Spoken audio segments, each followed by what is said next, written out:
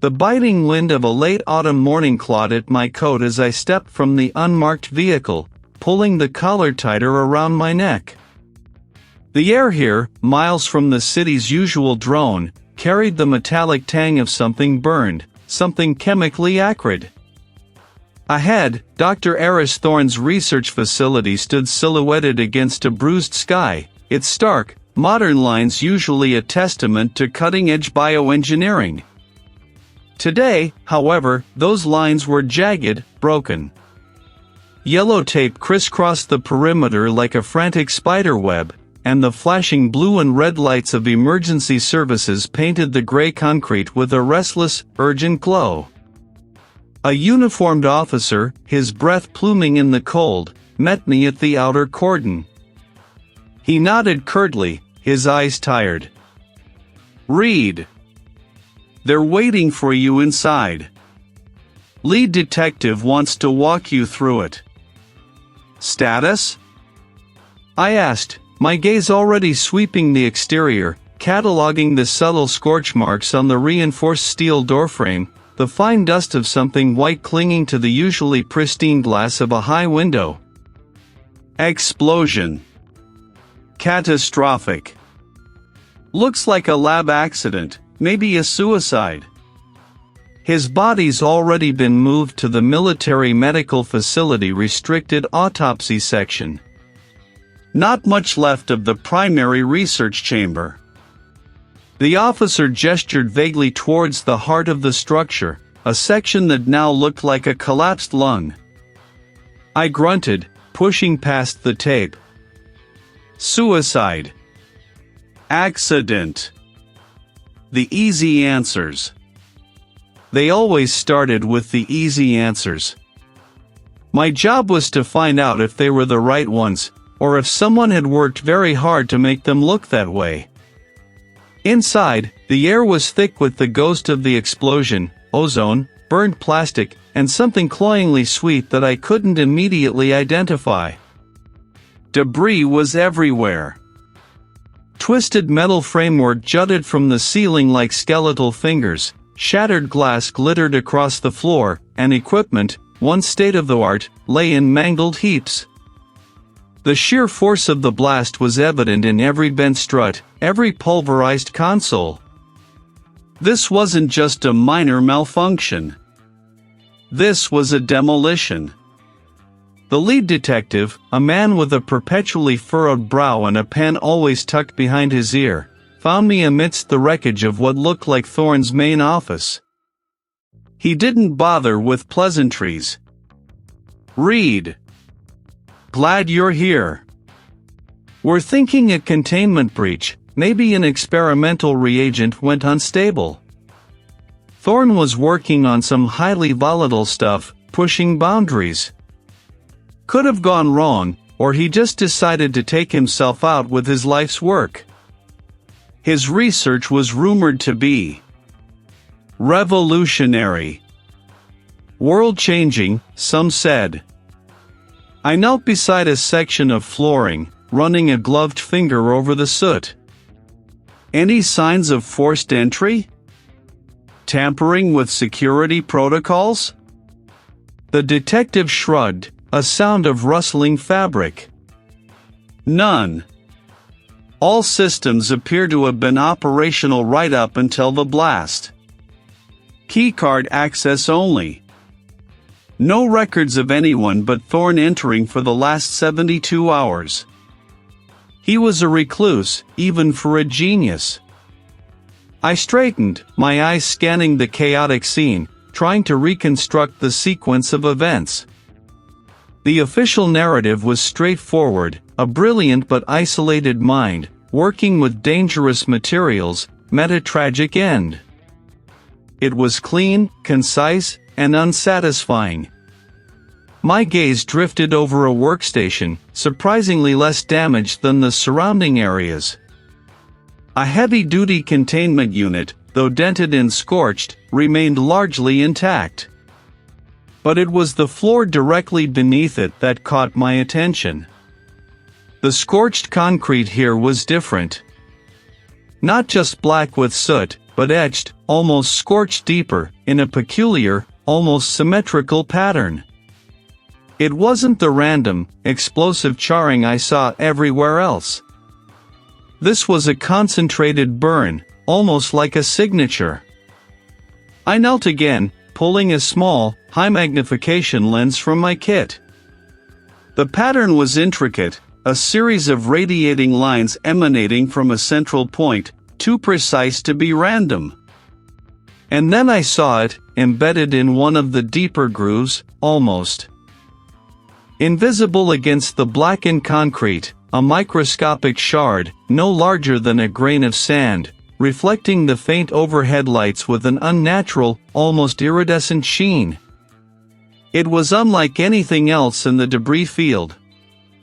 Not glass, not metal, not plastic. It had an organic quality, yet it was hard, crystalline. I carefully extracted the shard with a pair of fine-tipped tweezers, dropping it into a sterile evidence bag. The detective was still talking about pressure valves and chemical reactions, oblivious. "What is it, Reed?" he asked, finally noticing my focused silence. "I don't know yet," I replied, my voice low. But I knew one thing, this wasn't an accident. And it wasn't suicide. This was a signature. Someone had gone to extraordinary lengths to erase their presence, to make this devastation look like a tragic oversight. But they had missed one microscopic detail. And that was all I needed. I felt a familiar determination settle in my gut. Thorne hadn't just died. He'd been murdered. And I was going to find out by whom. It was clean, concise, and utterly unsatisfying. I knew better than to trust the obvious. The lab's chaos felt engineered, a performance designed to obscure. I pocketed the data slate, a small act of defiance against the rush to judgment, before the cleanup crew could sanitize away its secrets. The air here was cold, thin, carrying the faint metallic tang I'd come to associate with definitive answers. The attending pathologist, a gaunt individual with perpetually tired eyes, gestured towards the examination table. "Reed," the pathologist greeted, their voice a low rumble. "Not much to see. Thermal trauma, internal organ damage consistent with a massive pressure wave. Standard lab accident." I stepped closer, my reflection shimmering on the polished steel table. Thorne's body lay beneath a crisp white sheet, his face a pale, serene mask, untouched by the violence that had consumed the rest of him. That was the first inconsistency. The blast pattern in the lab suggested a central point of origin, yet his head and face were remarkably preserved. "Show me the hands," I requested, my voice quiet. The pathologist pulled back the sheet. Thorne's hands, though singed, were not pulverized. They bore a distinct, almost symmetrical pattern of charring on the palms, as if he'd been holding something specific, something that offered a degree of protection, or perhaps, something that inflicted the burns itself. "Defense wounds," the pathologist mused, tracing a finger near a blackened knuckle. "Or a reflexive grip? Or he was forced to hold it," I countered, my eyes narrowing. My gaze drifted to the fingernails. I leaned in, pulling a small magnifying loupe from my kit. Beneath the edge of the left index finger, a minute speck glinted. It wasn't a fragment of glass, nor a fleck of metal from the lab's specialized equipment. This was something else entirely. I carefully scraped a sample into a sterile vial. "Any foreign substances in the system?" I asked, straightening.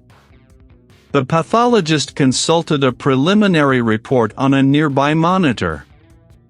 Standard toxicology panel came back clean. No sedatives, no stimulants, nothing unusual. And the lungs? Severe barotrauma, of course. But no significant inhalation of the lab-specific airborne agents. Not what I'd expect from an individual at the epicenter of such an event. That was the second inconsistency. If Thorne had been at the heart of the explosion, his lungs should have been choked with the very substances that had detonated. It suggested he might not have been conscious, or perhaps even alive, when the blast occurred. The pieces weren't fitting. What about this? I pushed the vial across the steel table. A trace element from under his nail. Microscopic, non-organic. Not from the lab, as far as I can tell. The pathologist took the vial, holding it to the light. I'll run a spectral analysis. Thorne hadn't died in a simple accident. The evidence was stacking up, small but undeniable. My next stop was the corporate headquarters, a gleaming tower of glass and steel that felt a universe away from the charred remains of Thorne's lab. I sat across from a corporate security officer, a man whose tailored suit seemed too tight for his broad shoulders. We've identified two individuals who had recent friction with Thorne, the officer began, consulting his notes. The rival scientist, Dr. Silas Vance. Both brilliant, both competing for the same grants, the same recognition. Vance had expressed considerable frustration over Thorne's secretive methods. Accused him of intellectual theft, even. There was a heated exchange just last month, overheard by several colleagues. I nodded, making a note. Academic rivalry, professional jealousy. A classic motive. And the other? A former research assistant, Maya.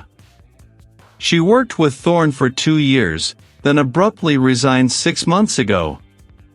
Claimed Thorne was impossible to work with, that he took credit for her contributions, and that his research was unethical.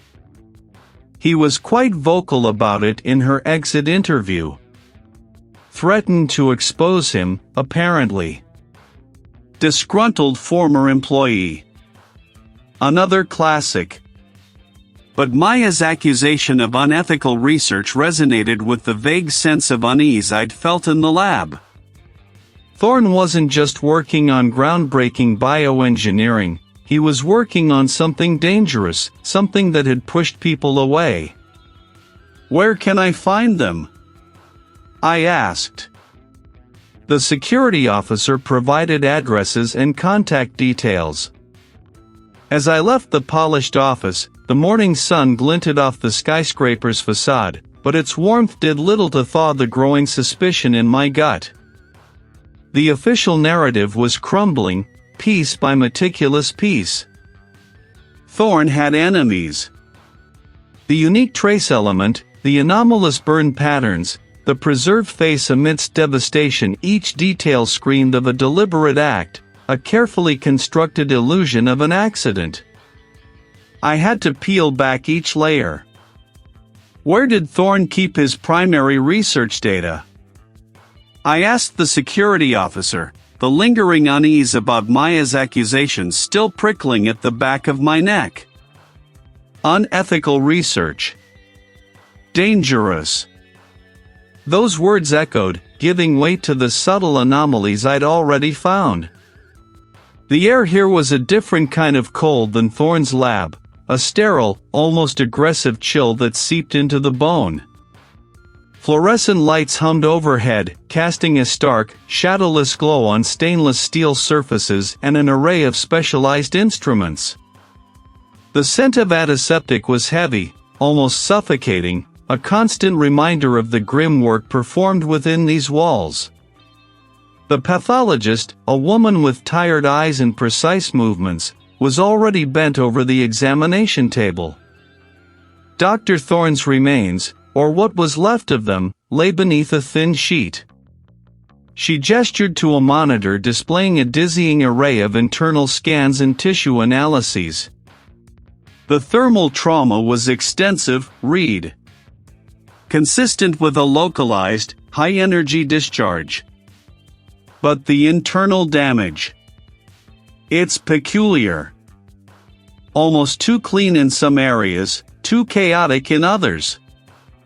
I leaned closer, my gaze sweeping over the intricate patterns on the screen. The burn patterns in the lab suggested a sudden, uncontrolled release, but also an underlying directionality. What about the bone fragments? Any unusual material embedded? Microscopic traces of a synthetic polymer, highly heat-resistant, fused into some of the larger fragments, she replied, her voice flat. Not something you'd find in standard lab equipment. And the toxicology report is still pending, but initial screens show no common accelerants or toxins. Synthetic polymer. Another piece that didn't fit the accident narrative. I thanked the pathologist, my mind already racing, and excused myself. The physical evidence was one thing, but Thorne's secrets, the ones Maya had alluded to, would be hidden elsewhere. I returned to the lab, specifically to Thorne's secure workstation. The digital forensic team had done their initial sweep, but I needed a deeper dive. The workstation was a fortress of encrypted files and proprietary software, reflecting Thorne's reclusive nature and the highly sensitive nature of his work. I settled into the ergonomic chair, the faint smell of ozone still clinging to the air, and began my meticulous examination. Thorne's research wasn't just groundbreaking, it was a precipice. Files labeled Project Chimera hinted at advanced genetic sequencing, not just for therapeutic applications but for something far more potent. I saw schematics for highly specialized viral vectors, detailed protein folding simulations, and extensive datasets on pathogen resistance. It wasn't hard to connect the dots. The work had potential applications ranging from revolutionary global health solutions to terrifying bioweaponry. Hours blurred as I navigated the labyrinthine directories. My fingers danced across the keyboard, pulling up access logs, metadata, and version histories. Thorne had been meticulous, almost obsessively so, in documenting his progress. But then, I hit a snag. A series of timestamps in the access logs were off. Not by much, mere milliseconds, but enough to trigger an alert in my forensic suite. It indicated a sophisticated attempt to tamper with the records, to make it appear as if certain files had been accessed at different times, or by different users, than they actually were. I drilled down further. There it was. A complex sequence of commands executed less than an hour before the incident, designed to manipulate the digital footprint of several core Chimera project files. It wasn't a simple deletion, it was an attempted wipe, a thorough scrubbing of specific data packets, making recovery exceptionally difficult. Someone had tried to erase the evidence of their presence, or perhaps, the evidence of Thorne's final, most critical work. The attempt had been mostly successful, but the ghost of the commands remained, a faint echo in the system's deeper layers. This wasn't a clumsy hack, it was the work of someone who understood Thorne's system architecture intimately. Was Thorne trying to hide something himself in his final moments? Or had an external party, someone with profound knowledge of his research and systems, gained access and attempted to bury a secret? The thought sent a jolt through me. If someone had been inside the system, manipulating data, they could have also triggered the accident. I closed the laptop, the screen reflecting my own tense expression. I needed to speak with Maya again. He was the only one who truly understood Thorne's recent state of mind. I found her in a small, windowless break room, nursing a cup of tea. Her shoulders were hunched, her gaze distant. "Maya," I began, keeping my voice low. "I've been looking at Thorne's research data. There are signs of recent data manipulation and attempted wipe of some critical project files. Do you know anything about that?" She flinched, her teacup rattling against the saucer. He was always so careful with his data. Obsessive, even. But paranoid. He kept saying they were watching him, trying to get at his work.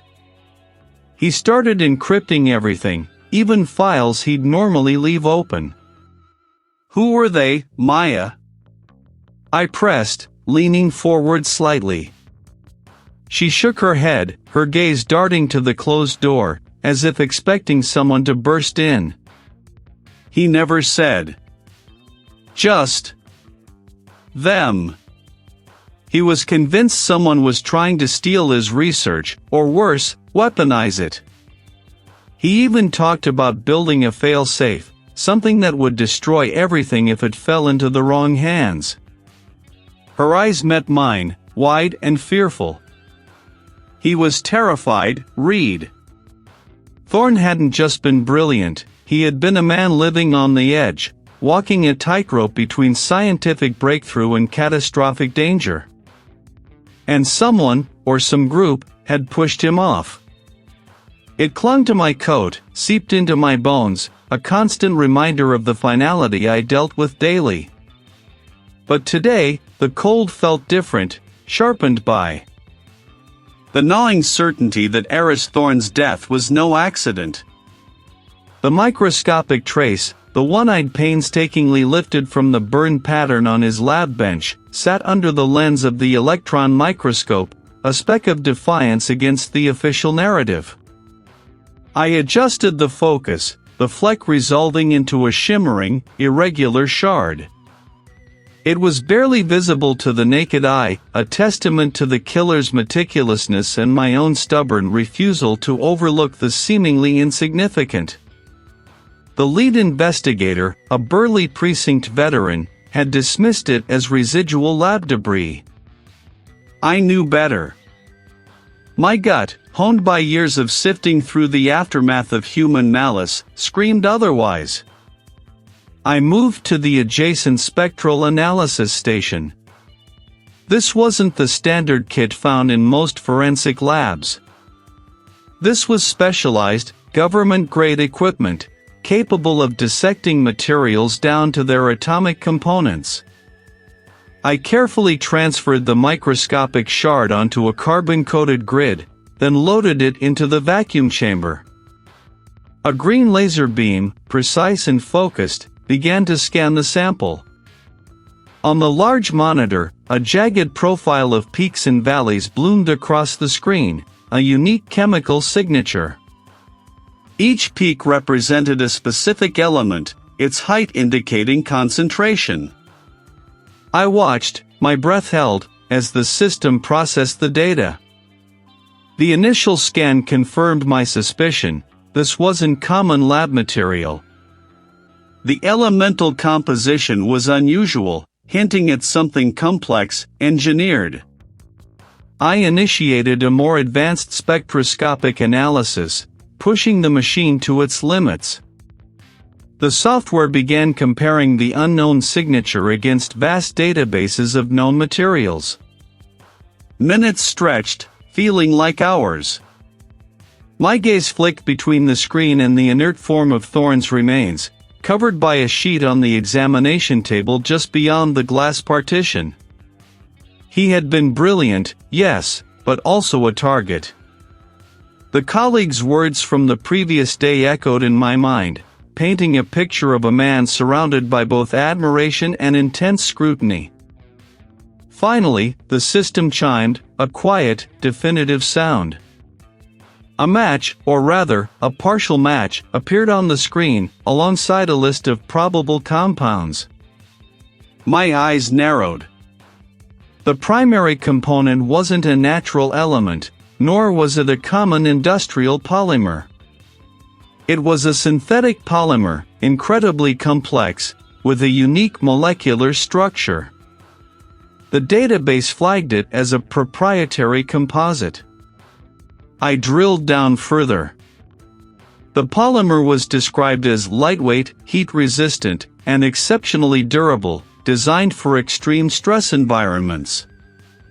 Its production was highly specialized, requiring advanced manufacturing processes and rare precursor chemicals. The database indicated only a handful of global entities possessed the R&D capacity, or even the reason, to develop and utilize something so specialized. And there it was, highlighted in red, primary developer/user, Omnicorp, R&D division. Omnicorp. The name resonated with a dull thud. A global conglomerate, notorious for its aggressive acquisition of intellectual property and its relentless pursuit of groundbreaking, often controversial, research. Thorne's work, I knew, had been partially funded by them. The official line was that Omnicorp was merely a financial backer, interested in the potential applications of Thorne's bioengineering breakthroughs. But this polymer, this microscopic signature of a deliberate act, suggested a far deeper, more intimate connection.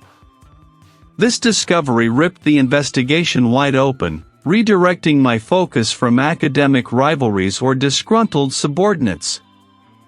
This wasn't about a personal vendetta, it was about industrial espionage, corporate control, and the perilous implications of Thorne's final project. Someone had gone to extraordinary lengths to not only kill Thorne but to make it look like an accident, using a material so rare, so specific, that its presence was almost a signature in itself, if you knew what to look for, and I did. The lobby was a symphony of hushed efficiency and polished surfaces. I was met by the corporate liaison, a man named Sterling, whose perfectly tailored suit and perpetually affable expression did little to disguise the calculating glint in his eyes. Investigator Reed, Sterling greeted, extending a hand that felt surprisingly soft in mine. His smile was wide, almost too wide. We'd been expecting you. Any assistance we can provide, Omnicorp is at your disposal. We settled into a small, tastefully decorated conference room. The air was thick with the scent of expensive coffee and unspoken agendas. I laid out my questions, starting broad. Mr. Sterling, can you elaborate on Omnicorp's relationship with Dr. Thorne's research? Certainly, he began, his voice smooth, practiced. Dr. Thorne was a visionary. His work on cellular regeneration held immense promise. Omnicorp recognized that potential and provided substantial grants to support his independent research. We believe in fostering innovation, you see. Independent research, I repeated, letting the words hang. Yet, the materials found at the scene suggest a more direct involvement. Specifically, a synthetic polymer, proprietary to Omnicorp. Sterling's smile flickered, a momentary tremor that he quickly reasserted. Ah, yes, that particular composite. It's an advanced material, highly specialized. We do manufacture it, yes, for certain high-end industrial applications. But its presence at Dr. Thorne's lab. I assure you, it's not part of our standard supply chain for independent researchers. He leaned forward, his voice dropping slightly, becoming conspiratorial. Perhaps it was a sample, A prototype he was examining for potential use in his own equipment? Dr. Thorne was always pushing boundaries, experimenting with new composites. A prototype for his own equipment that happened to be involved in a catastrophic failure? I pressed, my voice flat. A failure that seems increasingly deliberate. He spread his hands, in gesture of open, almost theatrical, cooperation. Investigator, I understand your suspicions. And Omnicorp has nothing to hide. We are as eager as you are to understand what happened to Dr. Thorne. He was a valuable asset to the scientific community. If this polymer was found, it must have been an isolated incident, perhaps a small quantity he acquired independently for testing. We have strict protocols regarding the distribution of such sensitive materials. His answers were a masterclass in evasion, each one carefully constructed to sound cooperative while revealing nothing concrete. He offered theories, suggested possibilities, but never once admitted to any direct, authorized transfer of the polymer to Thorne's lab. He was overly helpful, volunteering information about Thorne's grant applications, his research milestones, even his preferred brand of coffee, but he danced around the central issue of the polymer with practiced grace. Could Omnicorp have any other, less official, dealings with Dr. Thorne regarding this polymer? I asked, watching his eyes. He met my gaze without flinching. Absolutely not. Our dealings are all meticulously documented. Any other interaction would be a severe breach of company policy. I knew he was lying, or at the very least, withholding. The polymer wasn't just present, it was the key.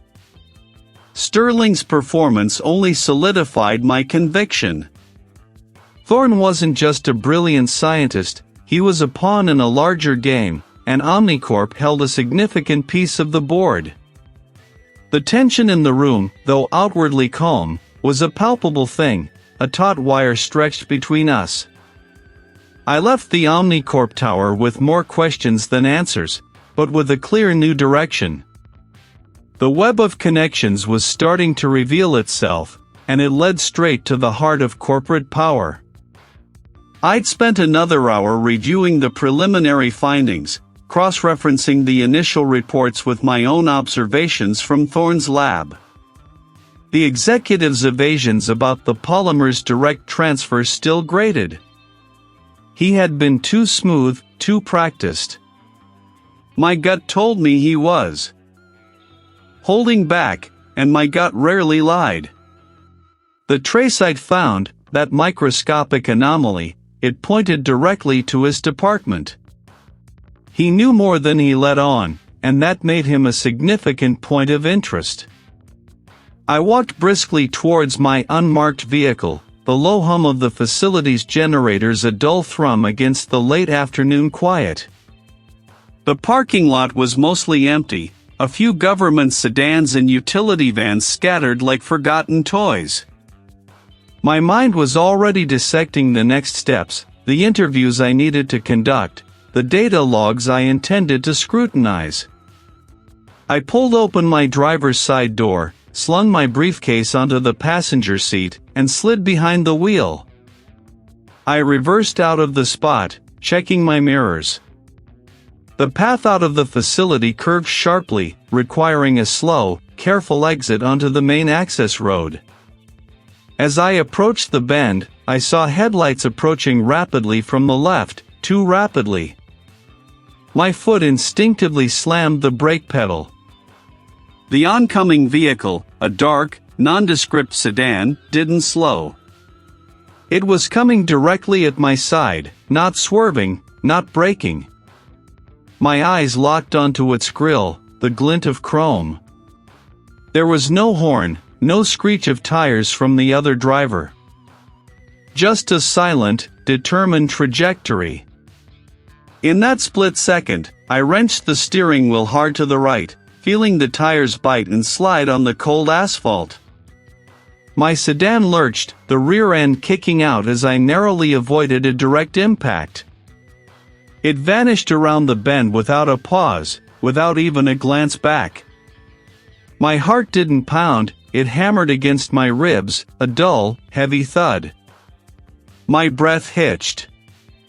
That wasn't an accident. No one drove like that, not on this road, not without a reaction. It was too precise, too deliberate. The intent was clear, a warning, or worse, an attempt to take me out of play. I was getting too close. I drove the rest of the way back to my personal lab, the incident replaying in a loop. My hands gripped the steering wheel tight enough to ache. This wasn't just corporate espionage anymore.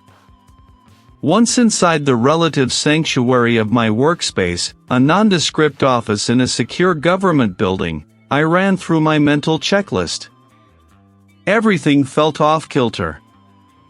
I moved with a heightened awareness, my senses sharpened. I checked the lock on the door, tested the window seal. Everything appeared normal. But I've always had an eye for the infinitesimal. I walked over to my workbench, where I'd left a small, sealed container holding the polymer sample I'd extracted from Thorne's lab. It was still there, undisturbed. Next to it, a stack of research journals I'd been cross-referencing. I'd arranged them in a very specific order before I left for the military medical facility. A small, almost imperceptible shift in the top journal caught my attention. It was rotated perhaps a millimeter clockwise from where I'd left it. A flicker of doubt, then suspicion. I knew how I left things. I always knew. I swept my gaze across the room. Nothing else seemed out of place. No forced entry, no obvious signs of a search. But that journal. I walked over to my desk, my fingers tracing the edge of a pen I'd left positioned at a specific angle on a notepad. It was subtly off-center. Someone had been in here. Not to steal, not to overtly damage, but to look. To confirm what I was working on, perhaps. To send another message. The air in the lab grew heavy, charged with an invisible threat. I had been targeted twice in the span of an hour. They weren't just watching, they were actively trying to intimidate me. My determination hardened. Just then, my secure line buzzed. It was Maya, Thorne's research assistant.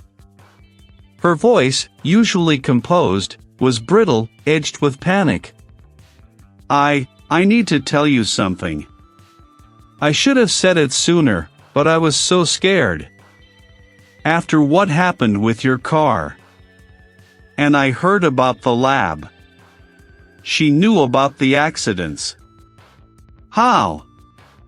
That meant someone was broadcasting these incidents, making sure I knew they were deliberate. And Maya was clearly a part of their periphery. Maya, what is it? I kept my voice calm, steady, trying to project reassurance I didn't entirely feel. It was about a week before.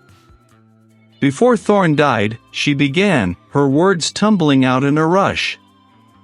I was working late, trying to finish some data entry. I thought I was alone. But I saw someone. In the main lab. Not Thorne, not any of the approved personnel. This person. They had a keycard, but it wasn't one I recognized. It was a different color, I think. I only caught a glimpse, but they moved like they knew exactly where they were going. My mind raced, connecting the dots. An unknown individual, a week before Thorne's death, accessing the lab after hours, using an unrecognized keycard. This was it. This was the opening. Can you describe them, Maya? Anything at all? I pressed, leaning forward, my hand gripping the edge of my desk. Tall. Broad shoulders, she said, her voice still trembling. They weren't trying to hide, exactly, but they weren't trying to be seen either. They went straight to Thorne's secure polymer synthesis station. They were there for maybe 20 minutes, then they just left. I was so unnerved, I just froze. I didn't know what to do. A precise target. And now, the threats against me. It wasn't a lab accident. It was never a lab accident. Someone had been inside Thorne's lab, manipulating his work, potentially planting the very substance that led to his demise. And the corporate executive's evasions about the polymer's source? He wasn't just hiding information, he was protecting a carefully constructed lie. This wasn't just a homicide, it was an execution, orchestrated by someone who knew Thorne's work intimately, and who was willing to go to extreme lengths to protect their secret. And I was now directly in their crosshairs. Audible. He started changing his passwords daily, installing new security. He even talked about replacing his own identity, creating a new digital footprint, a ghost in the machine. Who were they, Maya? She shivered. He never said. Just them.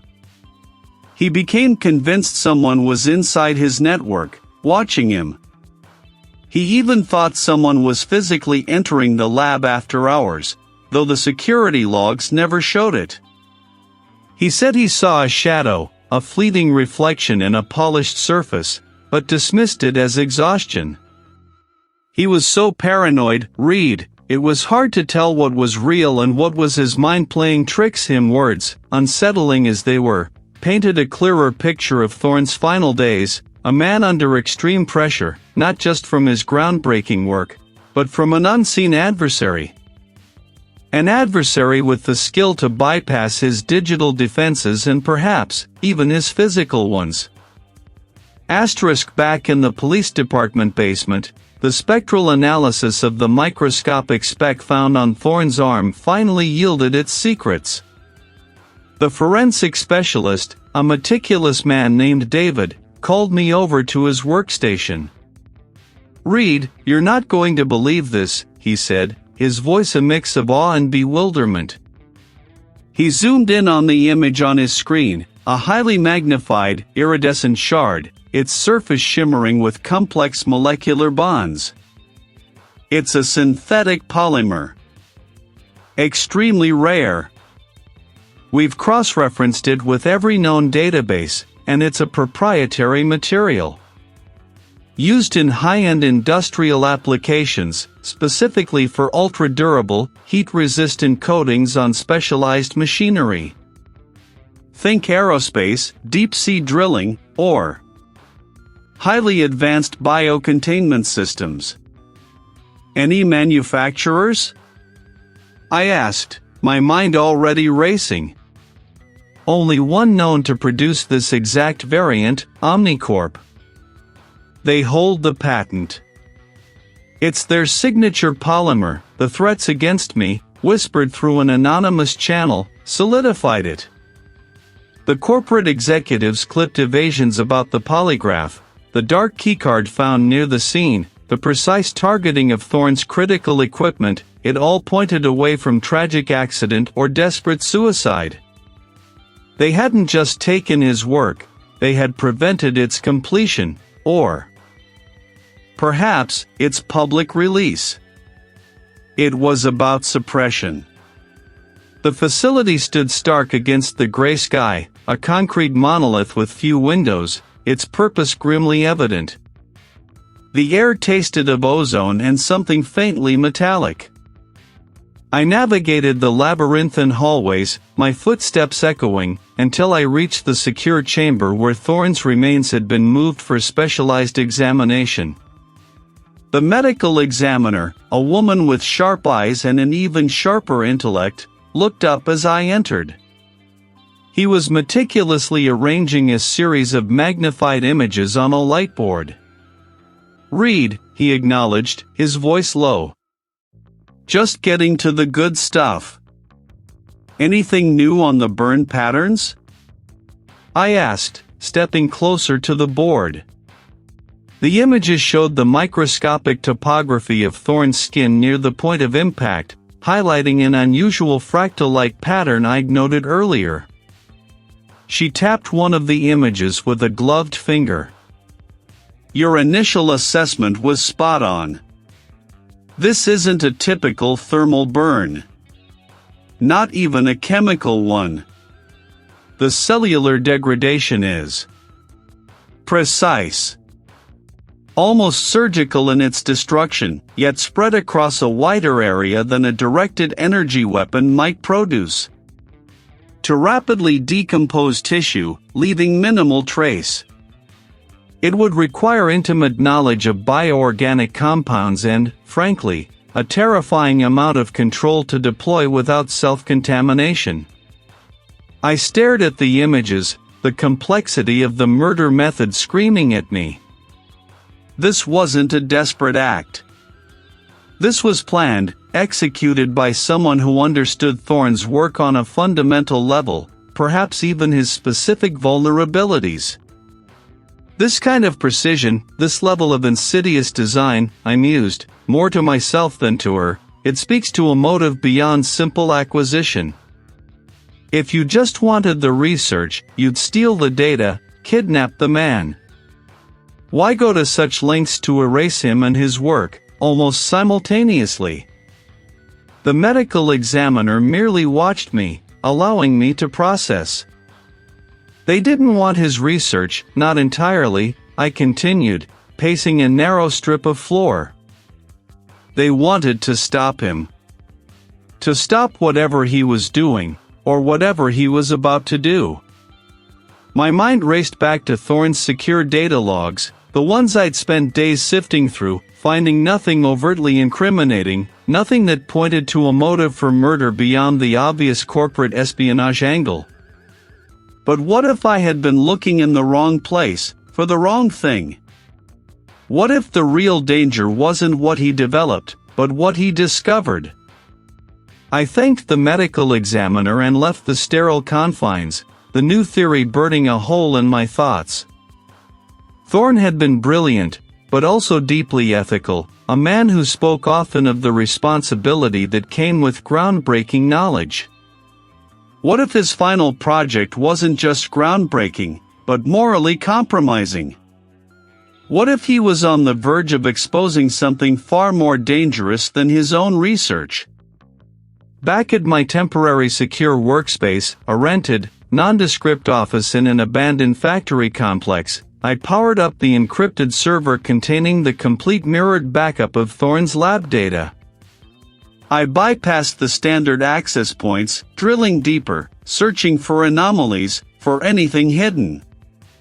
Days of meticulous scanning had yielded nothing. But now, with my new hypothesis, I wasn't just looking for research, I was looking for a confession, a warning, a desperate plea. Hours blurred. The glow of the monitor reflected in my tired eyes as lines of code scrolled past. My fingers ached, but I pressed on, sifting through archived emails, discarded drafts, obscure project folders. Then, a flicker. A subdirectory, labeled with a seemingly innocuous string of alphanumeric characters, was buried 3 layers deep within a defunct diagnostic program. It was a digital dead end, designed to look like corrupt data. I initiated a decryption sequence, a complex algorithm I developed for cases involving sophisticated data concealment. The progress bar crawled. The tension in the room was palpable, mirroring the thrumming of the server tower. I leaned forward, my gaze locked on the screen, a sense of impending revelation tightening my chest. Finally, after what felt like an eternity, the data unlocked. A series of personal logs, dated in the weeks leading up to Thorne's death, materialized. His writing style was stark, urgent, devoid of his usual academic detachment. My work. It's being twisted, the first entry read. Omnicorp's funding wasn't altruistic. They're not just interested in the regenerative applications. They're using my research, or rather, the principles behind it, to develop something else entirely. Something weaponized. A means of targeted, untraceable elimination. My breath hitched. Targeted, untraceable elimination. It mirrored the medical examiner's findings perfectly. The subsequent entries grew more desperate. Thorne detailed his growing ethical concerns, his attempts to distance himself from Omnicorp's clandestine funding of a separate, far more dangerous project. He described an accelerated decay agent, eerily similar to what killed him, being developed in a highly secretive, off-book facility, using his core principles.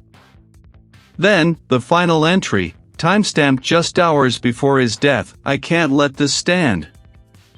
I have proof. I'm taking this public. Thorne wasn't just developing world-changing research, he was uncovering a world-ending weapon. And he was about to blow the whistle on the very corporation that had funded him. The motive wasn't about stealing his work. It was about preventing his exposure. Preventing the public from ever knowing the true, terrifying scope of Omnicorp's ambition. And now, they knew I was digging. The threats against me weren't just intimidation, they were a promise. The sterile hum of the server racks was the only constant companion in the military medical facility restricted autopsy section. Fluorescent lights cast a harsh, unforgiving glare on the stacked monitors and the scattered printouts that covered my workstation. The air, thick with the scent of disinfectant and ozone, did little to clear the unease that had settled deep in my gut since the last revelation. Aris Thorne wasn't just a brilliant mind, he was a potential whistleblower, and the world-ending weapon he'd stumbled upon meant this was never about corporate espionage. This was about absolute silence. I leaned back in the ergonomic chair, the plastic groaning under my weight. My eyes traced the complex web of data displayed across the 4 screens before me. One showed the digital blueprints of Thorne's lab, detailing every access point, every sensor, every reinforced bulkhead. Another displayed a sprawling spreadsheet of every individual who had ever been granted even temporary access to the facility, cross-referenced with their security clearances. The third cycled through detailed employee profiles, educational backgrounds, professional histories, even personal interests, all scraped from public records and corporate databases. The fourth, the most critical, held a filtered list of individuals whose technical skill sets matched the sophistication required to override Thorne's lab safety protocols and meticulously stage a catastrophic accident. The killer wasn't a brute. They were a ghost, moving through the system with precision, leaving only carefully planted misdirections. That meant the culprit had to possess not just the motive, but the intimate knowledge of Thorne's unique setup and the means to exploit its vulnerabilities. They had to be an inside man or woman. I ran the latest query, cross-referencing high-level lab access with the specific expertise in high-energy plasma containment systems and advanced biochemical safeguards. The list, initially hundreds long, now dwindled to a terrifyingly manageable dozen. Most were senior Omnicorp researchers, engineers, or security architects, individuals whose names had already surfaced in the periphery of my investigation, but without any direct incriminating evidence. My gaze drifted to one name that had consistently appeared in the access logs for Thorne's lab, often just hours before or after Thorne himself, David Thorne. No relation, the initial background check had stated, a simple coincidence of surnames. He was listed as the Omnicorp liaison, the corporate point of contact for Aris Thorne's project, ostensibly there to ensure progress reports and resource allocation. My initial assessment of him had been dismissive, a suit, a paper pusher, likely more concerned with quarterly earnings than groundbreaking science. But something about the frequency of his access, sometimes late at night, sometimes unannounced, nagged at me. I clicked on his profile, pulling it to the forefront of my main screen. David Thorne. Mid-40s. Immaculate corporate record. A degree in business administration from a reputable university. Nothing overtly suspicious. Yet, the corporate liaison role struck me as too clean, almost a convenient cover. Why would a business administrator need such granular access to a cutting security research facility? I dug deeper, bypassing the standard corporate HR entries and moving into the raw data, the kind that required specific clearance to view. My fingers flew across the keyboard, a familiar rhythm of commands. I found a gap in his employment history, a period of 3 years between his undergraduate degree and his first recorded corporate position. It was initially flagged as personal sabbatical, a common enough euphemism. But a gut feeling, a prickling sensation at the back of my neck, urged me to push harder. I cross-referenced the sabbatical dates with a specialized database I had access to, one that cataloged individuals with specific, less conventional skill sets. The system word, processing the request. The air in the restricted section felt heavier, the hum of the servers more insistent. Then, the results populated, and my breath hitched. David Thorne's sabbatical wasn't a period of quiet reflection.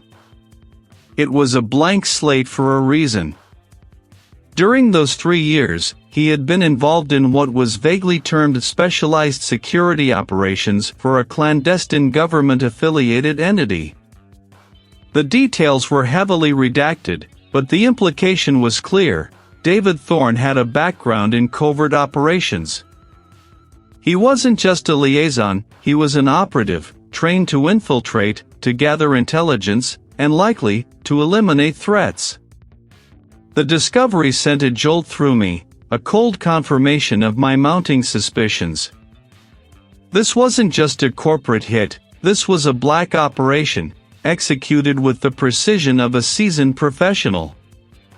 The meticulously staged accident, the sophisticated bypass of security systems, the careful eradication of direct evidence, it all screamed covert ops. But why would Omnicorp employ such an individual as a liaison? It made sense if their true motive was never about fostering Aris Thorne's research, but controlling it, or more accurately, burying it. I pushed further, searching for any other anomalies in David Thorne's past. Another entry, flagged by the system as resolved internal matter, caught my eye. It was from a decade prior, during his tenure at a rival biotech firm. The details were sparse, but the keywords jumped out at me: intellectual property infringement, proprietary data breach, unidentified internal source. The case had been quietly settled out of court, the record sealed, the individual responsible never publicly identified. A past scandal involving stolen intellectual property. A background in covert operations. And now, positioned as a liaison to a brilliant bioengineer who was on the verge of exposing a world-ending weapon developed by Omnicorp. The pieces locked into place with a sickening finality. David Thorne wasn't just a suspect, he was the prime suspect. He possessed the technical expertise, the operational training, the access, and now, a clear pattern of behavior and a motive directly tied to protecting corporate secrets. The tension in the room was palpable, or perhaps it was just my own racing pulse. I had found my inside man. David Thorne wasn't some desperate academic or a disgruntled colleague. And he knew how to disappear. I had to move, and I had to move carefully. The game had just gotten infinitely more dangerous. The flagged entry in the liaison's background file shimmered on my screen, a cryptic beacon in a sea of corporate platitudes. It wasn't a criminal record, not overtly, but a classified commendation from a defunct government research initiative, one known for its involvement in advanced materials science. Specifically, a polymer stabilization project. A project eerily similar to the underlying principles of Aris Thorne's work, but with applications far beyond academic curiosity. It clicked. This wasn't just a corporate watchdog, this was a specialized operative. I leaned back, the leather creaking under my weight. Omnicorp wasn't just controlling Aris Thorne's research, they were actively protecting a specific, darker application of it. And the liaison, the brother, was their instrument. My accidents weren't random attempts to dissuade me, they were precise, calculated eliminations, using a material signature I'd overlooked until now. The trap needed to be subtle, tailored to his expertise. Something only he, with his specialized background, would understand the true implications of. I decided on a fabricated breakthrough. Not about the core research, but a crucial component of Aris Thorne's work, a specific stabilization matrix that, if improperly handled or deliberately destabilized, could mimic a catastrophic system failure while masking a targeted application. I drafted a preliminary report, filled with technical jargon and a deliberately misleading conclusion, that I was on the verge of identifying a unique compound, a key to stabilizing Aris Thorne's volatile experimental materials. The implication was clear, I was close to understanding how his system should have worked, which would inevitably reveal how it had been made to fail. I printed a single copy, placing it prominently on my work table in the secure analysis chamber, beneath a clear, unmarked evidence bag containing the minuscule polymer fragments I'd collected from Aris Thorne's lab and from the minor incidents that had plagued my own investigation. The room was wired, of course, a discreet camera nestled in the ventilation grate, its lens trained on the table. Then, I forgot my access card on the table, just visible, before leaving for the day, ensuring the chamber was locked but accessible to anyone with the right clearance codes the liaison would undoubtedly possess. I waited. The next morning, a colleague informed me the security log showed an unauthorized entry into my analysis chamber late last night. Just a glitch, probably, the colleague offered, shrugging. But I saw the flicker in his eyes, the subtle shift in his posture. He knew something was off. I simply nodded, a calm I didn't entirely feel settling over me. The bait had been taken. I retrieved the report. It was still there, but the evidence bag containing the polymer fragments was missing. The colleague, seeing my gaze fix on the empty spot, shifted uncomfortably. I saw the liaison, the brother, leaving the section this morning. He looked agitated. Did he say anything? I asked, my voice low. No, just that he'd been checking on something for Omnicorp. "Standard procedure," he said. "Standard procedure for a fox in the henhouse." I requested an immediate meeting with the liaison, citing an urgent development in Aris Thorne's case. The section was usually quiet, reserved for the most sensitive cases, and today it felt particularly isolated. He stood by a stainless steel table, hands clasped behind his back, a forced composure on his face. "Read," he began, a practiced cordiality in his tone. "What's the emergency?" "The emergency," I replied, my gaze unwavering, "is that I believe I've identified the specific trace polymer found at the incident sites." I watched his eyes, searching for a tell. A barely perceptible tightening around them. The one that caused the malfunction in Aris Thorne's lab. And that accidental fires that plagued my own investigation. I held up a clear, sealed evidence bag. Inside, a few microscopic, shimmering fragments. This, for instance, was recovered from the blast area in Thorne's lab. And this, I produced another bag, from the control panel of my vehicle after it spontaneously combusted. Identical, wouldn't you say? He scoffed, a dry, humorless sound. Coincidence. These things happen in high-tech environments. Coincidence? I stepped closer, my voice dropping.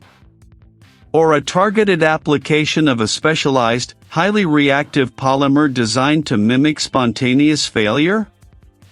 A polymer, I might add, whose unique molecular signature matches classified research from a defunct government initiative you were once commended for. His composure cracked. The forced smile vanished, replaced by a grin set to his jaw. He glanced around the empty section, as if checking for unseen witnesses. "You're grasping at straws, Reed." "Am I?" I pressed, placing the evidence bags on the table between us. "Because I also know that Aris Thorne discovered Omnicorp wasn't just funding his research. He found out they were weaponizing it. Specifically, the stabilization matrix for a novel bioagent. He threatened to expose them. And you, the liaison, were tasked with neutralizing him. To make it look like an accident. And when I started getting too close, you were tasked with neutralizing me, too." He stood frozen, the silence in the autopsy section stretching taut between us. The sterile lights hummed, highlighting the sweat beading on his forehead. Idealistic. He saw the danger, the potential for misuse. He was going to leak everything. Omnicorp couldn't allow that. Not with the stakes involved. A faction within the corporation. They couldn't risk exposure. They ordered it. I was just following orders. He lifted his chin, a flicker of defiance returning. He left me no choice. The pieces finally aligned, forming a grim mosaic of corporate ambition and lethal betrayal. The confession hung heavy in the air, a chilling confirmation of the calculated malice I had pursued through every microscopic detail. David Thorne, the victim's own sibling, stood before me, his eyes now hollow, stripped of the practiced grief he'd worn like a second skin. He thought it was his alone. My gaze lingered on him, not with triumph, but with a profound weariness. The apprehension itself was swift, a blur of procedural actions by the accompanying officers. He offered no resistance, only a desolate resignation. For weeks, I had lived inside the intricate mechanisms of Dr. Thorne's final moments, sifting through the detritus of a genius undone. To see the architect of that destruction finally crumble was not satisfying, merely definitive. The aftermath was a whirlwind. His initial statements, though reluctant, cracked open a hidden vault of corporate machinations. What began as a singular act of fratricide quickly ballooned into a conspiracy of alarming scope. My superior, the lead investigator, called me into an impromptu briefing late that night. The conference room, usually a sterile space, buzzed with an almost frantic energy. Holographic projections flickered across the main display, detailing financial transfers, encrypted communications, and personnel files. "It's deeper than we initially thought," Reed, the lead investigator stated, gesturing to a complex organizational chart blooming on the screen. Names, or rather, roles and departments, were highlighted in red. David Thorne wasn't just protecting his own interests, he was a cog in a much larger machine designed to seize control of the research. The scale of the betrayal was staggering. High-ranking executives within Omnicorp, sensing the monumental potential and profit of Dr. Thorne's breakthrough, had quietly orchestrated a hostile takeover of his intellectual property. They didn't just want the research, they wanted it exclusively, away from any ethical oversight or public scrutiny. David Thorne had been their unwitting, then willing instrument. The arrests began before dawn. I watched, detached, as news vans converged on the Omnicorp headquarters, their bright lights cutting through the pre-dawn gloom. The first high-profile executive was escorted out, his face a mask of shock and indignation, flashed across every screen. Then another, and another. The media firestorm ignited with terrifying speed, fueled by leaked documents and the sheer audacity of the corporate malfeasance. The public reaction was swift and visceral. Shock, outrage, and a profound sense of betrayal rippled through every news cycle. Dr. Thorne, once a reclusive genius, was now a posthumous martyr, his vision twisted and exploited.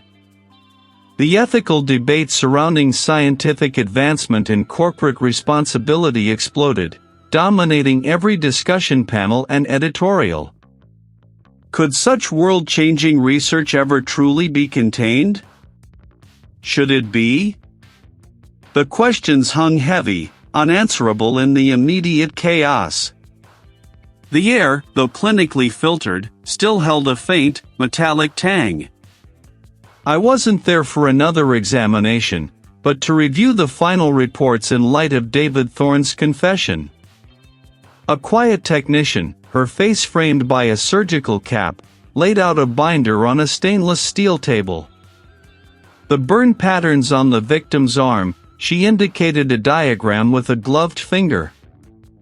And the trace residue from the modified dispersal unit. It all matches David Thorne's account of the precise delivery mechanism he designed to simulate the lab accident. I nodded, tracing the lines on the diagram. It was a macabre confirmation of my own meticulous findings. The facility, typically a place of quiet, methodical finality, now felt like a nexus of intersecting narratives, the victim's final moments, the killer's calculated precision, and the vast, greedy network that had enabled it all. Outside, the world continued its frenzied discourse. Governments and international organizations had already begun to vie for control of Dr. Thorne's research, its potential too immense to ignore. The future of his groundbreaking work, the very thing he died protecting, hung precariously in the balance. I had brought the killer to light, unmasked the corporate greed, but the implications of Dr. Thorne's genius would continue to reverberate, far beyond the confines of my investigation. My part was done, but the story of Aris Thorne, and the world he almost changed, was only just beginning. I stood by a stainless steel counter, a final, redacted summary of the Thorne case spread before me. The fluorescent lights hummed, casting a stark glow on the page, highlighting the meticulous details of a tragedy now meticulously dissected and understood. I traced the last line with my index finger: cause of death, deliberate asphyxiation via manipulated environmental controls, followed by staged catastrophic lab incident. The words were stark, clinical, yet they held the weight of Aris Thorne's final moments, the calculated cruelty of his end. The diagram I'd seen earlier, a chilling blueprint of the killer's intent, was now fully realized, its every vector and pressure point confirmed. The facility, typically a bastion of scientific progress, had become a tomb, then a crime scene, and finally, a crucible for truth. The investigator assigned to the case, a seasoned veteran with weary eyes and a sharp mind, stood opposite me, silently reviewing his own copies. He simply nodded, a silent acknowledgement of the grim symmetry of our findings. We had both arrived at the same conclusion, independently, through different routes but with the same unwavering commitment to the facts. The facility's head of security, a stern figure who had initially been skeptical, now looked at the reports with a grim understanding, the weight of his oversight palpable in his posture. What truly resonated, even now, wasn't just the sheer cunning of the act, but the profound ethical betrayal at its core. The lead researcher, driven by an insatiable hunger for Thorne's revolutionary work, had not merely killed a colleague, they had attempted to obliterate the very concept of scientific integrity. They had sought to steal not just data, but the credit, the legacy, and the future impact of a discovery that could redefine humanity's interaction with the biological world. I remembered the initial days, the official narrative pointing to a tragic accident, a brilliant mind undone by his own dangerous brilliance. It had been an easy story to swallow, a convenient explanation for a world uncomfortable with the idea of such calculated evil within its hallowed halls of innovation. But my eyes had seen the discrepancies, the subtle deviations from the expected, the almost imperceptible flaws in the killer's meticulously crafted illusion. The specific heat signature on a seemingly innocuous circuit, the minute particles of an unusual accelerant found only through specialized spectral analysis, these were the anomalies that had screamed murder to me. The images, the details, they don't just vanish when the case closes. They linger, a quiet hum beneath the surface of daily life. Thorne's case, in particular, had burrowed deep, confronting me with the terrifying potential for scientific advancement to be corrupted, to be wielded as a weapon rather than a tool for betterment. But with that weight came an undeniable clarity, a sharpening of purpose. Each solved case, each voice given to the silent, reaffirmed my path. It wasn't about vengeance, it was about balance. Justice, in my world, wasn't a grand, sweeping gesture, but a painstaking assembly of fragments, a patient reconstruction of what was broken, until the full, undeniable picture emerged. Thorne's legacy would now include the tragic circumstances of his death, but it would also be marked by the relentless pursuit of the facts that brought his killer to light. His groundbreaking research, once almost hijacked and perverted, would now be handled with the gravity and ethical oversight it demanded. The facility itself would implement new protocols, a direct consequence of the vulnerabilities I had exposed. There was a closure, then, not just for the case file, but for the ethical breach it represented. The immediate threat had been neutralized. Yet, as I pushed the summary across the counter, a faint flicker of unease stirred within me. This wasn't an isolated incident. The drive for innovation, for discovery, for the next world-changing breakthrough, was a relentless current. And where there was such power, there would always be those who sought to exploit it, to bend it to their own nefarious ends. The struggle between progress and peril was an ongoing one, a ceaseless dance on the knife edge of human ambition. My gaze drifted to the window, offering a narrow slice of the outside world, a gray sky, the distant silhouette of another research complex. Somewhere, in another lab, another mind was pushing boundaries, perhaps even now stumbling upon something profound, something dangerous. My work, I knew, was far from over. The threads of truth, no matter how fine, would always need pulling.